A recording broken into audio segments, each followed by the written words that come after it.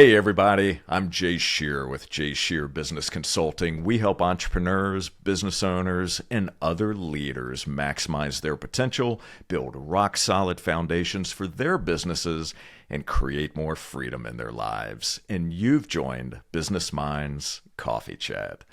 John Quincy Adams said, "The influence of each human being on others in this life is a kind of immortality." Well, on today's episode, we talk about the art and science of cultivating influence, building trust, creating connections, and curating the people around us, and more.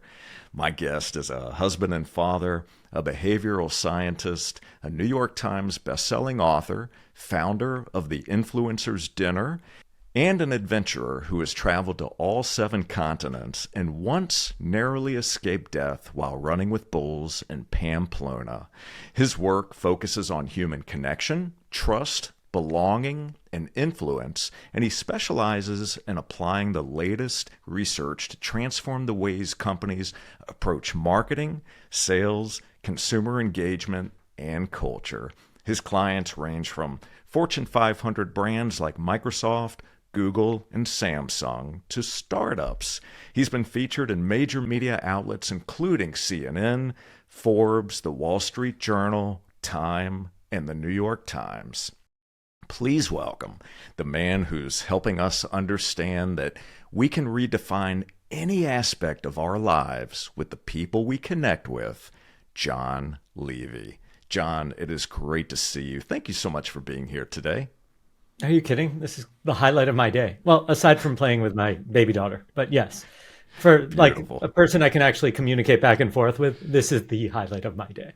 Fantastic. Well, you know what? The bar is absolutely high today. So thank you for that. I'm looking forward to this conversation. So let's jump right in. I thought a good starting point for us, Jon, would be for you to share with all of us what your favorite thing is about yourself and why. Oh, wow. Okay. So I'm going to answer this in possibly the weirdest way possible. All right. Okay. And I'm going to actually tell a bit of a story about research. And so in the 1950s, a group of doctors were trying to solve a major problem for people who are having these massive seizures. They're called grand mal seizures. The electrical signals jump from one side of the brain, the person becomes non-functional, and it's completely destroys their life. And through a series of experiments, they realized that they could actually separate the central section of the brain called the corpus callosum, and the person would still be able to function. So the 2 hemispheres began acting independent of each other. And although everything seemed normal, something really weird began to happen. A person would start buttoning up their shirt, and then the other hand would then jump in and unbutton the shirt. And when asked why, the person would say things like, "Oh, I wasn't as hot as I thought I was." And what we began to realize is that people are really good at giving a narrative to what goes on in their life. But we generally, whether our brain is complete or not, don't really have a clue why we make the decisions that we make. So a bunch of years later, researchers were really curious about this idea of authenticity. And they had people sit around a table and have a conversation and then rate themselves and everybody else on authenticity, their own authenticity and everybody else's. And something really interesting happened. What happened was that the number that I gave for myself didn't match what everybody else rated me. But more importantly, those numbers didn't match each other. And what we began to realize is there's no such thing as authenticity. Because if there was, everybody else's numbers should have generally been around each other. And maybe I could imagine it not matching my number, but the fact that nothing lines up means that all of us have a different explanation. And what is that explanation? Well, it turns out that we view somebody as authentic when they match the narrative that we have for them. So that's why when, let's say, Pepsi and Kylie Jenner work together to produce an ad about the Black Lives Matter movement, people say this makes us dumber. Because that has nothing to do with either Pepsi or Kylie's narrative. But when Apple says, oh, we're all about privacy, we believe that because it fits the narrative, since they've been such a pain for Android and for Facebook with their privacy settings. And so this is a very long-winded way to explain that human beings in general are basically the narratives we have for ourselves. And the thing I think I like the most about me is that I'm not stuck to a narrative. That if tomorrow I said, I've always had this view of the world, I give myself permission to not anymore and change my perspective. And I think that kind of makes me unique in a lot of ways, because the tendency is to kind of get stuck on that stuff. But if we're willing to tweak our narratives and say, oh, I'm actually the type of person that's open to growth, open to change, not stuck on a perspective, not going to, die on that hill for no reason, then there's a lot of freedom to see different perspectives and grow. I absolutely love that response. And I would just share with you, as you were sharing this with all of us, that if a year from now, if I was stuck in the same narrative that I had about myself today, same perspective, same beliefs, I'd be disappointed in myself. Yeah. I was listening to an interview with Malcolm Gladwell, and I think the guy's absolutely brilliant writer, but a kind of terrible fact checker, right? Like a lot of his books have been shown to be just not very good use of scientific research. But he said something really interesting, which was, he was talking about redoing Tipping Point. And he said, I hope it's not the same book anymore, because it would mean that I haven't changed my perspective in all that time. And if I haven't changed my perspective in all that time, there's probably something wrong. Absolutely. And so I really respect that a lot. As do I. Thank you for sharing that. So I would love to wind the clock back a bit and talk about your backstory. As I was researching you, we look at where you are today, all of the incredible things that you've accomplished, the books that you've written, the influencers dinner, the work that you do with your corporate clients. And we can make assumptions that, well, this is just who you are and that you've always been this way. And we know that there's a story behind the story. So I'd like to talk a bit about your backstory. And as we're doing that, if you could maybe share some of the early experiences that you had that shaped the person who you are today. Sure, I'd be happy to share anything. So I think the question is how deep down the rabbit hole we want to go, right? And what we'll generally notice and I'm talking very broad strokes here, is that the people who tend to be best at something, my hunch is that a lot of us have some defining moment of absolute insecurity that caused us to go down that path. Right? So it's unsurprising that the Navy SEAL maybe didn't feel tough enough, or the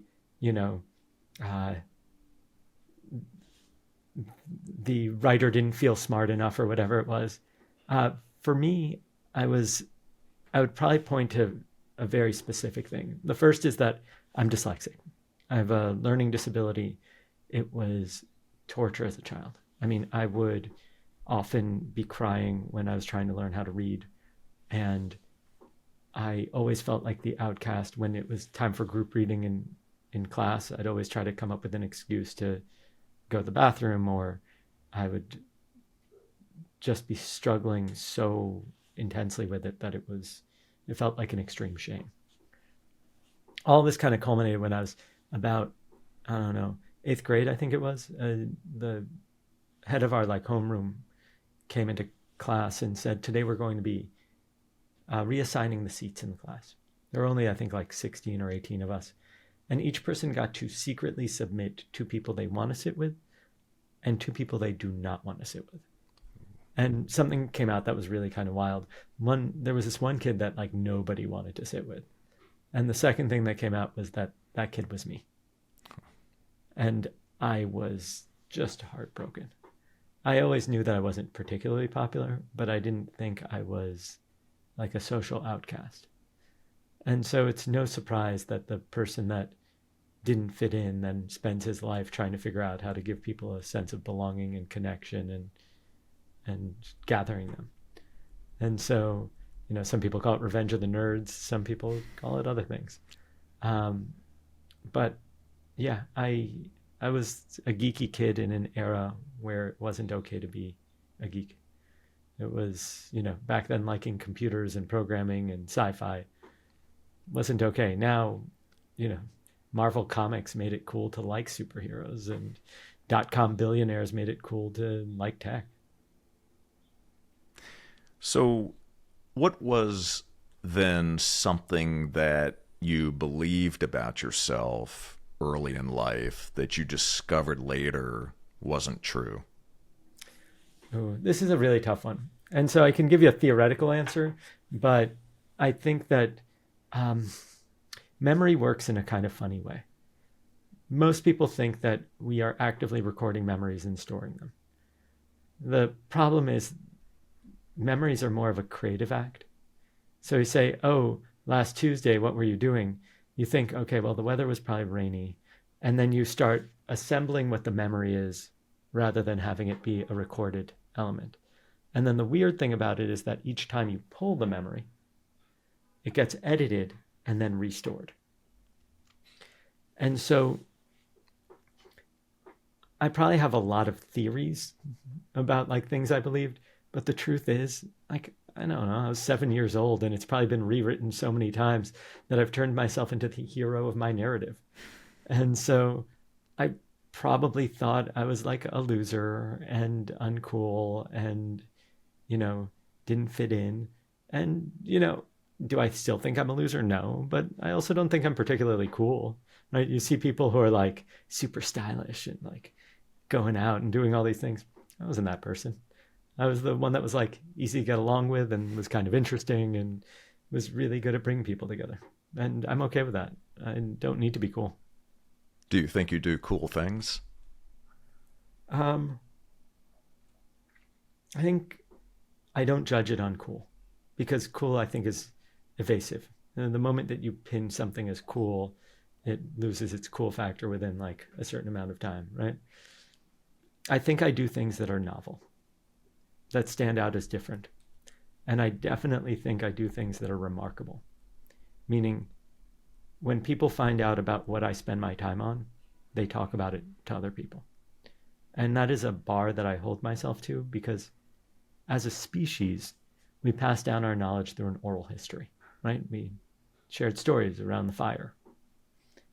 And here's what's interesting, is that if something wasn't remarkable, if it wasn't worth repeating or sharing, then it's not culturally significant. It would die out as an idea. So the bar I hold myself to is what I do or spend my time on remarkable?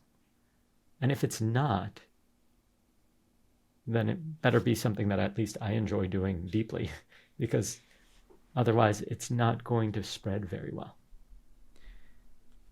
What is the metric or the measurement of what is remarkable or not?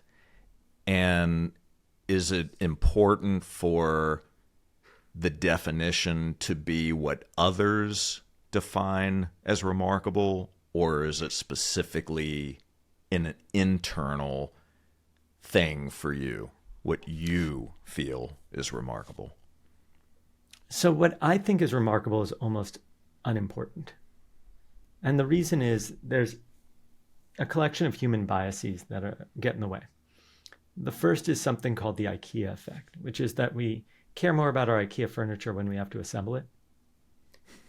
So anything we invest effort into, we think is more important than it is. In fact, anything that's directly in front of us, we think is more important than it is. So if I come up with an idea and somebody else comes up with an idea and we come into a meeting, then each of us will assume that our idea is the stronger idea at a base level. So what matters to me is irrelevant, because my job is to either service my client or produce something that spreads across other people. If I want it to be culturally significant, if I want it to matter, it has to be remarkable to other people. Mm. Now, does that necessarily mean that I'm going to like it? No, but I'm not like an artist who is trying to bring a creation to life.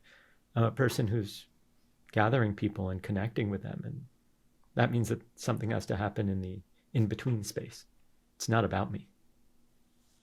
If you want to sell something to your customers, you can't confuse it if you like it. I mean, would it be nice if you did? Yeah, it'll probably make you more of an advocate. But what's important is if they find it useful. Will they talk about it? Absolutely.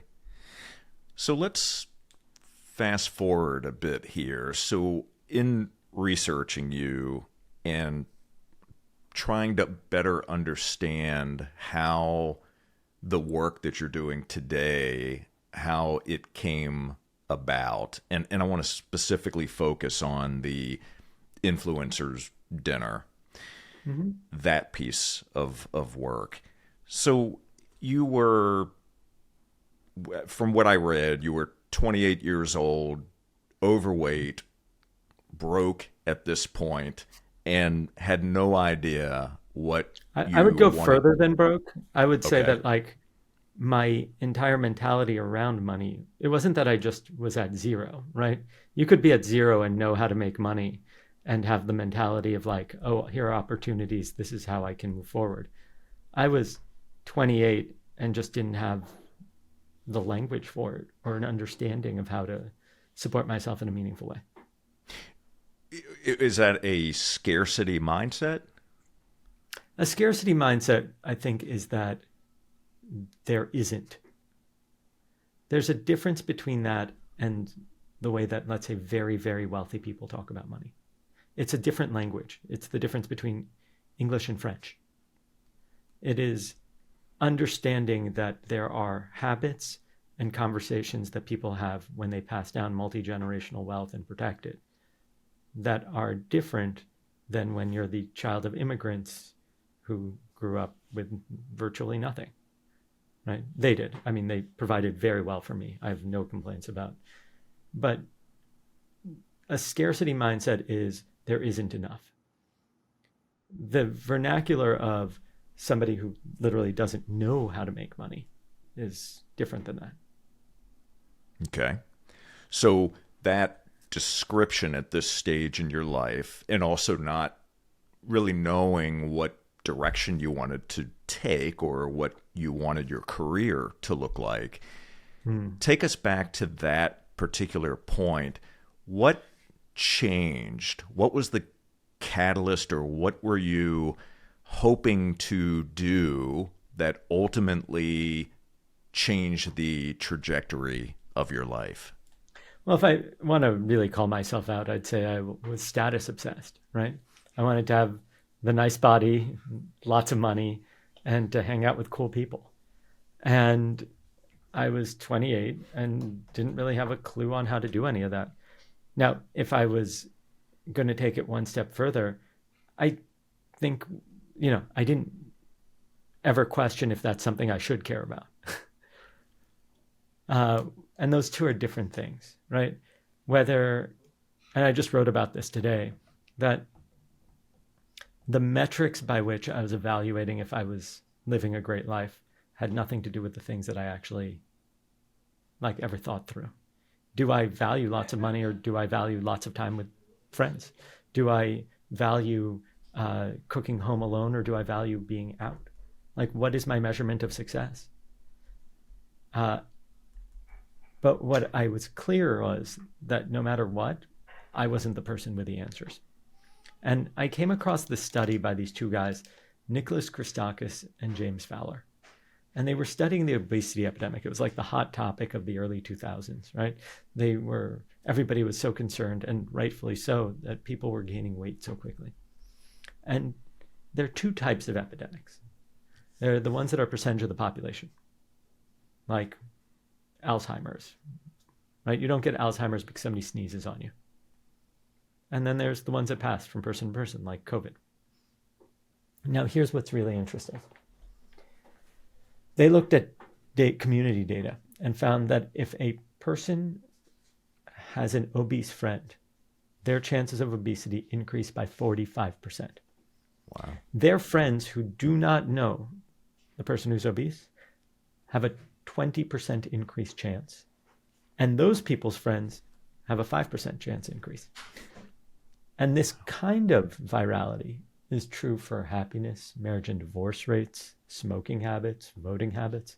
Literally, human behavior is contagious. Now, some of it's what's called homophily, like birds of a feather flock together. If we both go to the gym and know each other from the gym, then yeah, we're likely to be fitter, right? But part of it is contagious. So if I have no fitness habits and Jay, me and you say we're going to hang out, and you say, okay, what do you want to do? I'll say, oh, let's go to a movie. And then we sit around and eat a tub of popcorn or play some video games.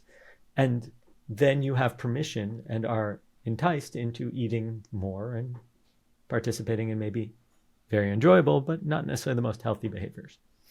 And so we can see that just about anything spreads that way. Some of it is natural groupings and some of it is contagious behaviors.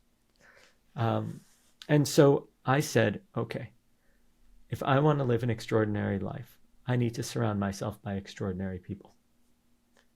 And I just had no idea how to do that because, like I said, I was a child of immigrants and I wasn't born in this country, but I grew up here my entire life. And I wanted to figure it out. And so I spent about a year modeling the behavior of very influential people. Like, what are CEOs' lives like? What are Olympians' lives like? And so on and so forth. And what I built from that, or my understanding, I used to create a very, very weird dinner. And that kind of brings us to closer to now. Okay, so before we talk more about the dinner, so the 1 year that you spent modeling the behavior of successful people, give me a sense and give our audience a sense of what specifically you were doing. So when you say you were modeling the behavior, how were you studying them? Was this through books? Was it through asking questions? It was mostly asking questions.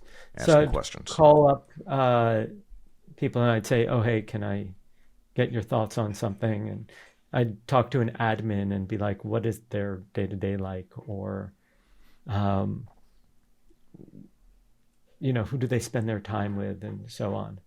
And what you begin to realize is that everybody thinks that influential people are spending their time with other influential people doing sexy things. No, most people's lives are rather stressful and mundane.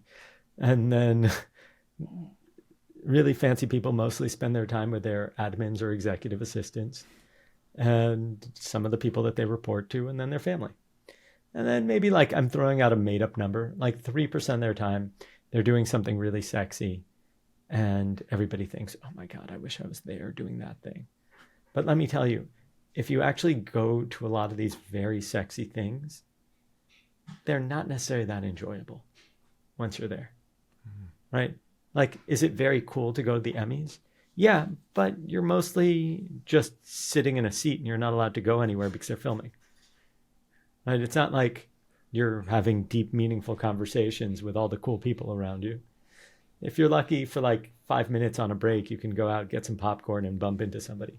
Like, that's super cool, but it's mostly sitting around waiting for something to happen. So during this year-long process, how long did it take until you started to actually feel differently about yourself and things started to turn for you? So I think that's a really tough question because everybody thinks that, oh, your life just changes overnight or something like that. And everybody loves those success stories and are so inspired by them. The problem is that most of these changes happen really slowly. And the reason is that if you were to take 18-year-old me and put him around all these people, I probably would have been rejected because I didn't develop the social skills to be able to know how to interact with them. And so there were many times that I met very wealthy people and I completely didn't understand their motivations or the way they thought. And so I would say things that showed that I wasn't part of the inner circle.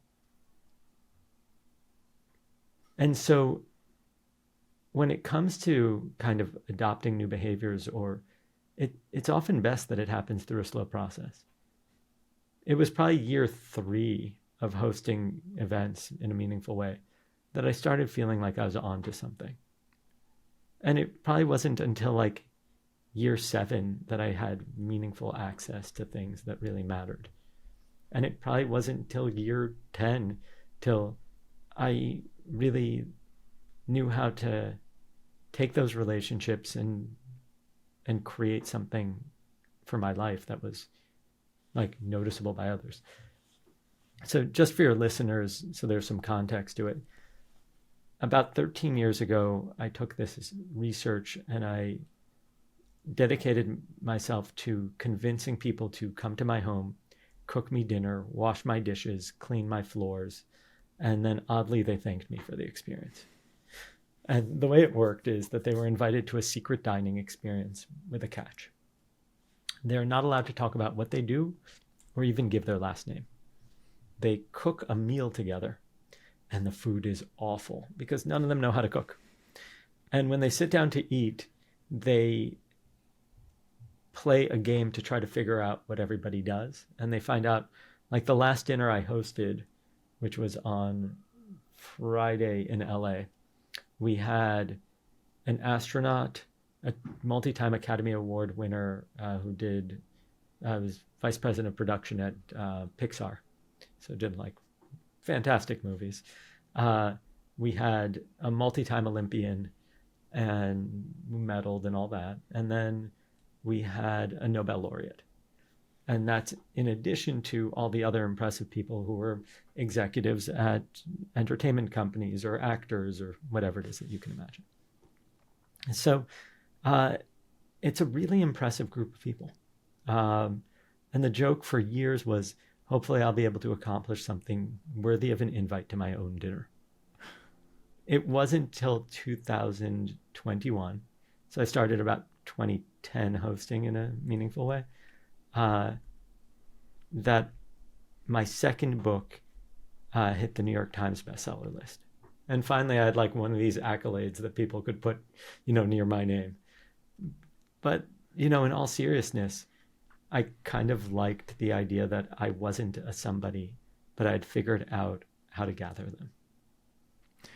Well, it's a remarkable experience that you've been able to curate. And I want to talk a bit more about that because as I look at the work that you do on the behavioral science side, this to me is like, it almost seems like you've curated a laboratory where it's a behavioral science experiment.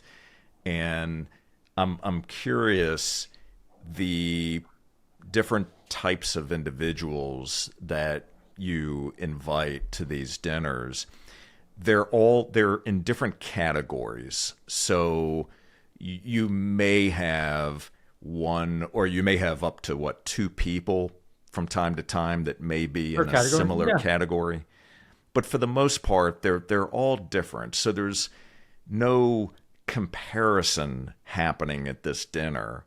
And the conversations that transpire, since you're hosting, give us a sense. Are you walking around and just listening in? Are you, because you're Oh, not I a wish I had the guest time. at the dinner?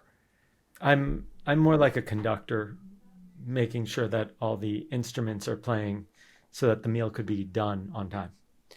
Right. Ultimately, I have a responsibility to do two or three things. One is to make sure everybody is fed, to make sure that that food is cooked enough that nobody's going to get sick, and to have that all happen within a certain length of time so that the evening can progress according to plan. And so uh, I wouldn't have the bandwidth to experiment on people. Like Mm. there's just too much going on. If you have like 12 to 14 people in a room and I'm responsible for them, and we have like, 45 minutes to prepare a meal, it's like an intense clock is ticking. I got to get through it. And then we play a game when we sit down to eat. So I also have to run the game while at that point I'm playing waiter. So I'm like clearing dishes and bringing drinks and everything. I don't even eat at the meals. Amazing. And how do these individuals stay connected with one another after the dinner? Well, we make sure that we pass everybody's information to each other with the intention that they stay connected. And then we host about 100 events a year, me personally. So most of those are the dinners. I probably host anywhere, some months zero because nobody's around in August, but most months it's like 5 to 7 dinners. And then we also have tons of other weird experiences. Like we have something called Nanny, which is not a New Year's. It happens on December 30th. It starts at 8 p.m. and it ends by 11:30. And the intention is that people can have a fantastic evening of making friends and still make it home by midnight. Beautiful. And then they don't feel the need to go out on New Year's and be hungover and get drunk or get vomited on or whatever other terrible traditions New Year's has. We have an event called Inspired Culture. We have about 60 to 100 people come, and we surprise them with 3 famous speakers. So at the last one, we had the retired executive producer of America's Got Talent and American Idol, and she talked about what it was like to help people be discovered and live their dream. And then we had a Nobel laureate talk about how the discovery was made, and we then played some games, and so people could bond. We have something called the Sweetest Event, which is a gathering of people who've cooked me burritos who are in the C-suite of a company. We have, what else? We have escapes, which are trips that we take. So we pick a place on the planet and we tell people to meet there, and they're responsible for getting there. And so we might go to Antarctica or the Galapagos or whatever it is. I know it sounds super fancy. We have, I don't know, we have tons of stuff. We have an LGBTQIA workout where people who can self-identify as allies or members of the community can work out together and then talk about issues within the community. We have a Women of Influence event, and I can't really tell you what happens there because I'm a guy, so I don't participate. We have a holiday gift exchange. We have, just tons and tons of events constantly with the intention of having people bond with each other. I love it. So briefly share with us how the research that goes into deciding who is going to be invited to these dinners. We have a research team that was hired. They've been working, some of them with us for years and years. And there's a series of criteria that we define people on, and they research them, and then it goes to people in the industry to give us the yay or nay to make sure that they're just not awful people. Okay. Right? That they've actually, every so often you find out that somebody really famous is just terrible. And you don't want to host them. It's like a no jerks policy. Okay. So talk about how we build trust and how this plays a role in building trust. Obviously, this is building community and relationships as well, but talk specifically about building trust? Sure. So basically everything people think about trust and do to build trust is wrong. And I learned that the hard way. I'll give you a few examples. Okay. So we tend to think that, oh, Jay, if I want you to trust me and I'm in the business world, what am I going to offer? A business dinner. I will entice you with a steak or something like that. I'm a vegetarian, but like a well-cooked piece of broccoli or something like that. And you'll say, yes, I'll meet you. And then because of my amazing expenditure and my charisma, you'll want to give me all of your hard-earned dollars to, in business. And that's not really how things work. It would be the equivalent of me saying, I know you hate my personality, but I have Taylor Swift tickets, want to go on a date. It's not a great move. And that's because human beings didn't develop trust through purchasing it from people, right? It's non-transactional. Instead, I mentioned this idea of the IKEA effect. We care about the things that we invest effort into. If I can get you to invest effort into me, then you'll trust me more. And researchers put this to the test in some funny ways. They had people stop on the street and ask for directions. And if I ask you for complex directions, you're probably not giving them to me. But then they tried again, and they had people ask for the time. If I ask you, Jay, what's the time? And you give it to me, and then I ask you for directions, I'll almost always get it. Wow. And that's because once I'm viewed as worthy of some effort, I'm thereby worthy of more effort. And this is counterintuitive. And the reason is that we think that by asking for more, we're less likely to get it. The key is to start small and grow big. Now, I will emphasize, human beings do not like takers. Reciprocity needs to take place at some point. So if people are consistently giving, make sure to give back. Make sure to be generous. It will help you in the long term. Absolutely. So the second important thing to understand about trust is that it functions in a very predictable way. People think that if I trust you, you will be vulnerable with me. Or rather, I will be vulnerable with you if I trust you. It turns out it works the opposite. So imagine it's mid-pandemic and we're chatting and I go, Jay, this pandemic, 72% of my business disappeared overnight, which was true. I was doing mostly like event design and consulting and behavioral science. In that moment, I've signaled vulnerability. Now, if you ignore me or make fun of me, trust is reduced. But if you acknowledge it and go, John, I totally get it. That's super tough. And then you signal vulnerability back. I don't know if this is true, but like when the pandemic hit, my business took a sharp beating. And let's just talk it through and see what we can create. The moment that I see that you've signaled vulnerability to the same degree, then I know I'm safe. So person one signals vulnerability. Person two acknowledges, person two signals vulnerability, person one acknowledges, trust increases to this higher level, which gives the opportunity for the next loop and the next loop. It's called a vulnerability loop. Okay. It's the smallest unit of trust. So that's like kind of the basics of how trust is built. Are there other things? Yeah, there's something called the mere exposure effect, which is the more frequently we see something, the more we tend to trust it. There's something called the halo effect, which is if something's associated to something that we trust, we tend to trust it. And, there are all these other kind of like smaller ones, but that's like the core of it. Beautiful. So you've just described to us ways in which trust is built. When trust is broken, is it more difficult to rebuild trust than it is to build trust initially? It really depends on in what way it was broken.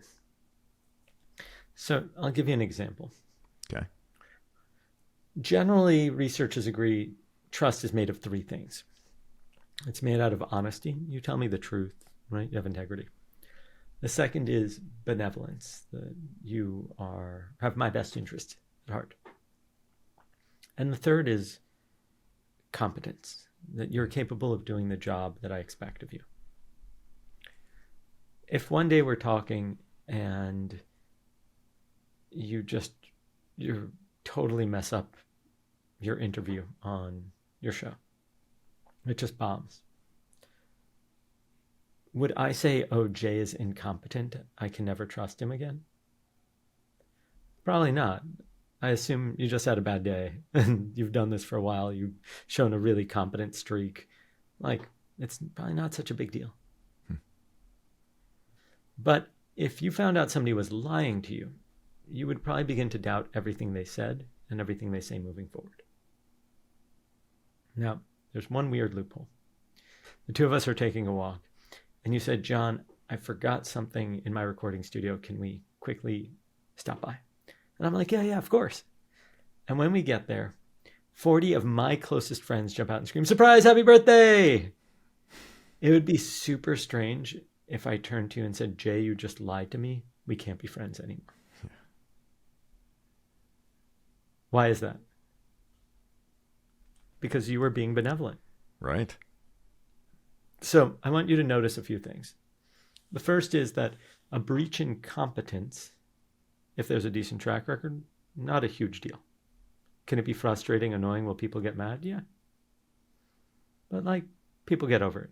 Because it's not seen as a flaw in character, it's a flaw in skill. If somebody lies to you, that's a pretty serious breach in trust. And that is really hard to recover from, unless it was done for benevolent reasons. Most of the time it isn't. Mostly it's done for selfish reasons. But if you demonstrate a lack of benevolence, holy cow, there's no recovering from that.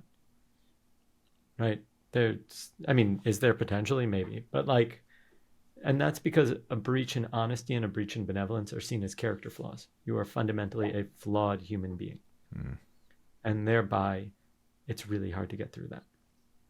So, are there ways to get through all of these? Yeah. Research has shown that apologies have 8 steps in them, and there's all these things that you can do. It's very complicated. It's possible. It's just complicated.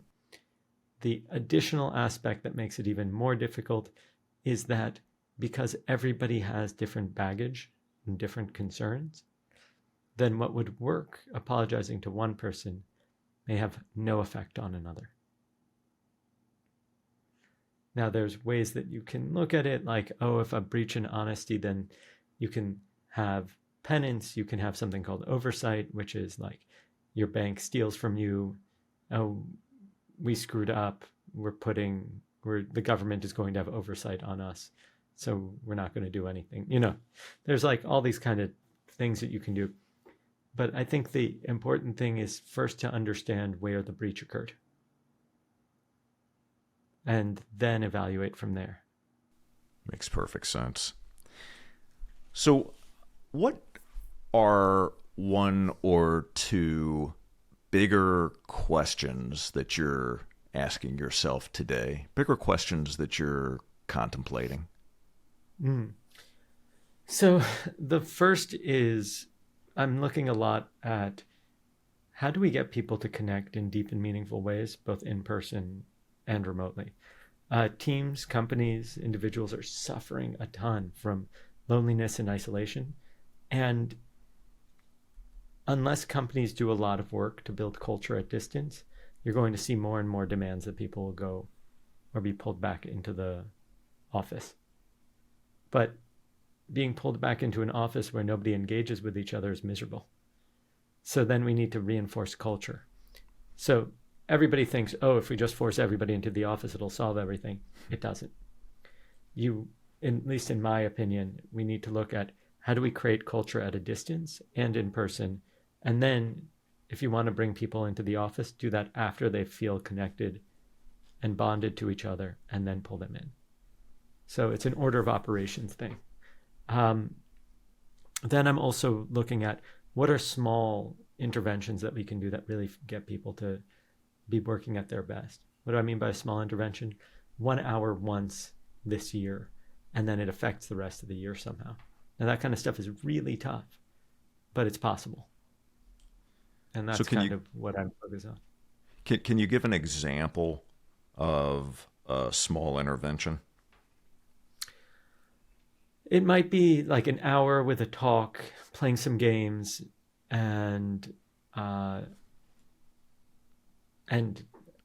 having people learn a technique or something like that.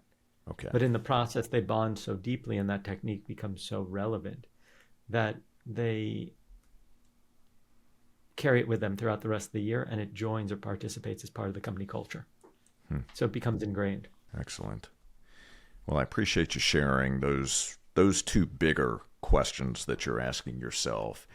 And I would love it if you would give all of us, including me, a challenge. What is something that you would challenge all of us to do? Right now, we're dealing with the largest epidemic of loneliness that our species has probably ever had. We peaked in terms of connectivity around 1950. Post-war sentiment began to die out, World War II, and we have the TV enter the house, and at that point, just everything begins to fall apart. By 1985, we're down to about 3 friends besides family. By 2004, 19 years later, we're then down to 2. Wow. And when you look at everything that's important to human beings, longevity, happiness, company stock value, employee sick days, profitability, people's happiness at work, all these things, team success, it all comes down to our social ties. And right now, especially due to the pandemic and people moving for work, we are at an all-time low. And so my one challenge to each of you would be find a friend that you haven't spoken to in a while and invite them to hang out. People are desperate for human contact. If you're worried that it'll sound strange, who cares? It's so much better to occasionally sound strange and connect with people than it is to be lonely and die young, frankly. So, Jon, before I ask my final question, I have all of your social handles, links to be able to purchase your books, your TED Talks. We'll certainly put all of that in the show notes. I'm curious, what is one of the most valuable, unexpected lessons that you've learned from a client of yours or from a dinner guest? And how did that lesson impact you? So said as succinctly as possible, it doesn't matter how successful you are. You could be a Nobel laureate, an Olympian, a billionaire. Nobody feels like they fit in. Wow. And so if you can give people an opportunity to connect, they will appreciate it and thank you for it. Jon, I want to thank you so very much for joining us today on Business Minds Coffee Chat. I have thoroughly enjoyed this conversation. It's a real pleasure. I appreciate the way that you think, the way that you process information, the way that you articulate, and thank you, of course, for bringing You're Invited to life and all the amazing work that you do. I'm grateful for you, and I thank you so much for joining us. My pleasure. Thank you for having me on. Absolutely. And for all of you, thank you so very much for watching and for listening. And I do have a quick favor to ask. Would you please take a moment to subscribe and leave us a comment on Apple Podcasts? That goes a long way in expanding our reach and being able to bring you amazing guests just like Jon. And to enjoy more episodes, all you need to do is visit jscherbusinessconsulting.com, click that podcast button. And until next time, keep learning, keep growing. Make sure you pick up a copy of You're Invited and apply the lessons you learn. And we'll see you on the next Business Minds Coffee Chat. Take care, everybody.